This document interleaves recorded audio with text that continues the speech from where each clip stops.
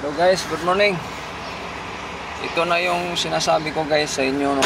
Kailangan mapalabas natin tong 1. So in 1 economy. So now na-calibrate na natin. So we are done calibration.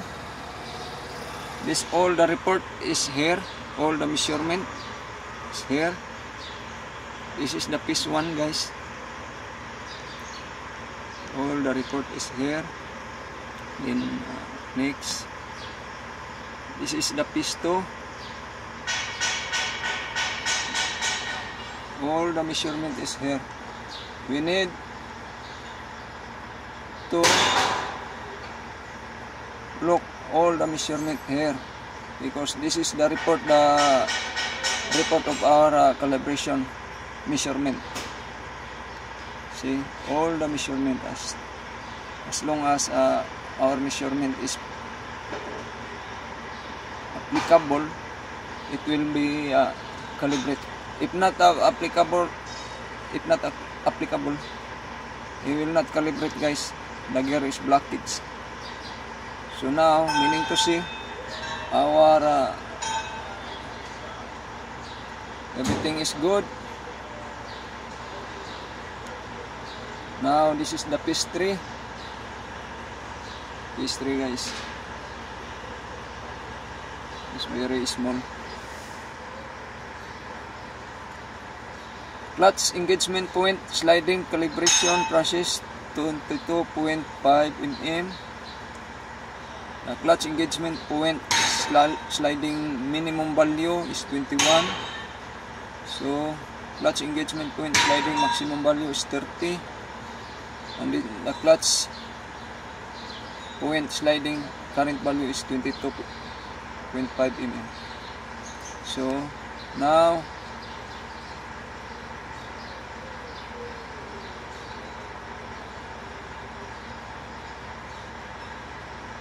okay, so this is the graph of our the value. All the value is here. Engine brake, calibration,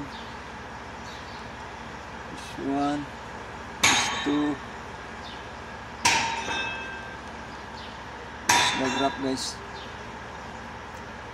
All here. Blue is X2, green X1, yellow maximum and our minimum value. Position red is value of X1. And this orange service limit value. The service limit value is very far. See? So now everything is okay now. This is the piece 1 report. And then the position graph is here. And then this is the gear to piece 2 report, gear bar. The measurement must be here.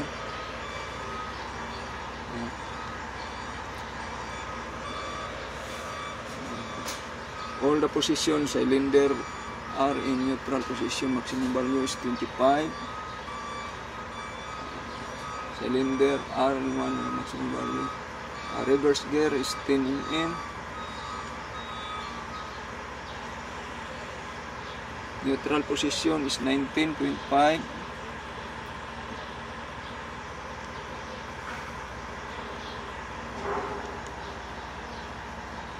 This is the graph of piece 3. Okay.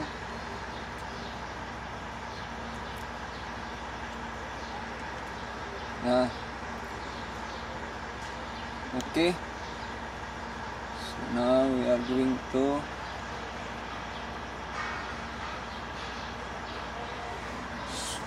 we are going to switch off and we will diagnose again, huh?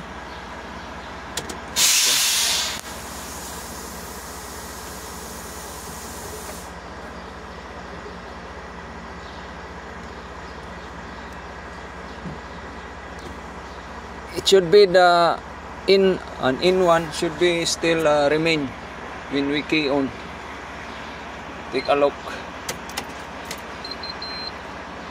Oh, this is the normal, guys.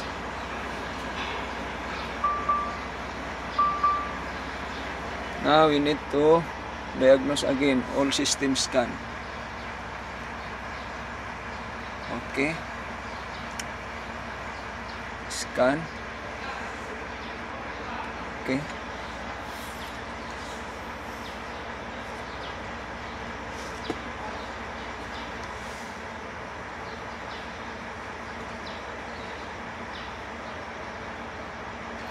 This all the module of the vehicle. This all, everything is here. This is the green color is our CAN H,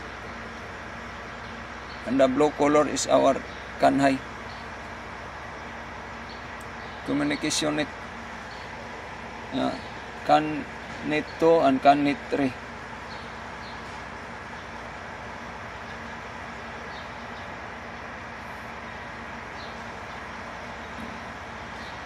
What is the meaning of CAN? CAN is Communication Area Network. Tama ba ako? Basta mauna yan. Communication Area Network. Yan ang pagkakaalam ko. Delete natin. Delete all the error. Proceed.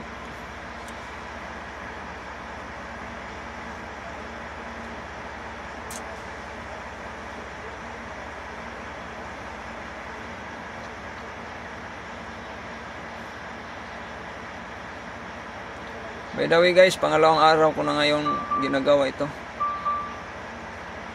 Kasi noon, diba sabi ko mahirap ito gawin. Talagang malaking trabaho. Binaba ko pa talaga yung transmission. Nagpalit ako ng mga sensor sa loob. At saka nagpalit din ako ng... Hindi ako nagpalit ng clutch lining. Ano lang. Yung anong error na nilalabas, yun lang sinusunod ko.